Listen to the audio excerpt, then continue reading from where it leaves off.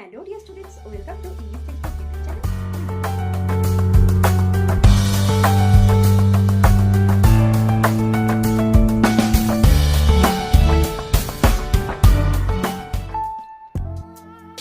Hello dear students, welcome to English Textbook YouTube channel. We make English easy. আমি অশোকা চলে এসেছি আরও একবার তোমাদের জন্য একটি নতুন রাইটিং নিয়ে। তো আজকের টপিকটি দেখে নাও। তো আজকের ভিডিওতে আলোচনা করব একটি প্যারাগ্রাফ। তো কি বিষয় প্যারাগ্রাফ?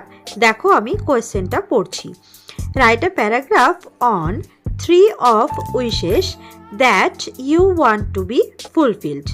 তো দেখো এখানে একটা প্যারাগ্রাফ লিখতে বলা হয়েছে যেখানে তোমার 3টে ইচ্ছের কথা যেগুলো তুমি পূরণ করতে চাও বা যেগুলো পূরণ করার তোমার ইচ্ছা রয়েছে, তো সেরকম 3টে ইচ্ছের কথা জানিয়ে তোমাকে একটি প্যারাগ্রাফ লিখতে হবে। তো আজকের ভিডিওতে আমি এই বিষয়টা নিয়ে আলোচনা করব। এর পরবর্তীতে আমি অন্য আরেকটি ভিডিও নিয়ে আসব যেখানে 7টি ইচ্ছের কথা নিয়ে এক প্যারাগ্রাফটি থাকবে। তো যাই হোক, তো চলো শুরু করছি আজকে প্যারাগ্রাফ রাইটিংটি। Let's get started. তো আমাদের যেটা করতে হবে, আগেই আমরা যে বিষয়ে আমরা লিখবো সেই বিষয়ে আমরা টাইটেল লিখে নেব। তো আমরা দেখো আজকে যেটা প্যারাগ্রাফ যেটা কি, the wishes that I want two fulfil. তো আমরা আজকে যেহেতু লিখবো যে ইচ্ছেগুলো যেগুলো আমি পূরণ করতে চাই, তাহলে বলা আবার তোমরা লিখতে পারো মাই উইশেস, আমার ইচ্ছেগুলি, এটাও লিখতে পারো। আবার যেটা আমি লিখেছি the wishes that I want two fulfil, যে আমার ইচ্ছেগুলো যেগুলো আমি পূরণ করতে চাই, এটাও তোমরা লিখতে পারো। আচ্ছা, তারপরে লিখে নেওয়ার পরে আমরা দেখো কিভাবে এটা শুরু করব। I have some wishes in my life. আমার জীবনে বেশ কিছু ইচ্ছে আছে। One of my wishes is to travel the world. তো তার মধ্যে একটি ইচ্ছে হলো পুরো বিশ্ব ভ্রমণ করা, অর্থাৎ বিশ্ব ভ্রমণ করা হচ্ছে আমার একটা ইচ্ছের মধ্যে অন্যতম। I want to explore new cultures and different landscapes. তো দেখো এখানে ল্যান্ডস্কেপ মানে তোমরা জানো প্রাকৃতিক দৃশ্য। আচ্ছা, তো দেখো আমি চাই, আই ওয়ান্ট মানে আমি চাই কি করতে, টু এক্সপ্লোর আমি জানতে চাই, কি জানতে চাই, নতুন নিউ কালচার অর্থাৎ নতুন সংস্কৃতি এবং বিভিন্ন যে কি রয়েছে চারিদিকে প্রাকৃতিক দৃশ্য। তো আমরা বিভিন্ন প্রাকৃতিক দৃশ্যগুলো আমি জানতে চাই। তাহলে কি এগুলো কি করে কখন সম্ভব হবে? যখন আমরা ট্রাভেল বা ভ্রমণে বের হব। তাহলে কি আমার একটা ইচ্ছে হচ্ছে বিশ্ব ভ্রমণ করা। তো এই বিশ্ব ভ্রমণ করলেই আমি জানতে পারবো তাদের বিভিন্ন সংস্কৃতি এবং তাদের বিভিন্ন রকম প্রাকৃতিক দৃশ্য, এগুলো আমরা জানতে পারবো। এবার দেখো I would like to visit places like Goa, Ladakh, Paris, Rome, Bali, London, Sydney, Dubai and Africa. তো দেখো এখানে আমি বেশ কিছু জায়গার নাম লিখেছি। তো এইগুলো কিন্তু খুব ইন্টারেস্টিং কিছু এখানে দেখার জিনিস রয়েছে। তো মানুষজন এইসব জায়গাতে বেড়াতে যায়, ঘুরতে যায়। তো আমাদের বিশ্ব তো অনেক বড়, এটা দেখে তো শেষ করার নয়। তো যাই হোক, তো এখানে আমি বেশ কিছু জায়গার নাম লিখেছি।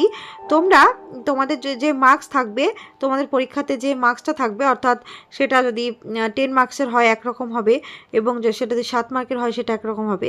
তো এখানে আমি বেশ কিছু জায়গার নাম লিখেছি। তো এর মধ্যে থেকেও তোমরা লিখতে পারো। সেক্ষেত্রে 10 মার্কের যদি হয়, তোমরা পুরো এখানে অনেকগুলো নাম রয়েছে, বেশ সবগুলোই লিখে দেবে 7-8টা। আর যদি তোমাদের নাম্বারটা কম থাকে সেই ক্ষেত্রে তোমরা এখানে 3 থেকে 4টে তোমরা লিখে দেবে। আবার তোমাদের পছন্দ মতো যেখানে তুমি যেতে চাও সেই জায়গার নামও কিন্তু তোমরা এখানে লিখতে পারো এবং তারপরে ফুল স্টপ দিয়ে দেবে। তো যাই হোক, তো জায়গাগুলোর নাম লিখলে। তো এইবার দেখো তোমাদের জন্য আমি বেশ কিছু জায়গার এখানে ভিউ, কিছু ইন্টারেস্টিং যে জায়গা ভিজিটিং প্লেসগুলো রয়েছে সেগুলো দিয়েছি। তো ফার্স্টে যেটা আছে সেটা হচ্ছে গোয়া। তো দেখো এখানে গোয়া বিচের একটা সুন্দর একটা এখানে ফটো রয়েছে। নেক্সট দেখো লাদাখের একটা ছবি দেখাবো, লাদাখ। তো দেখো এখানে অনেক রকমের কিন্তু আছে ছবি, দেখো পাহাড় পর্বত এগুলো আছে, তো টেম্পল আছে। তো এখানে লাদাখের কিছু জায়গা রয়েছে। এবার দেখো চলে আসছে এখানে আইফেল টাওয়ার। তো আইফেল টাওয়ার কোথায় আছে বলো তো? প্যারিসে আছে। এটা তাহলে প্যারিসের একটা চিত্র।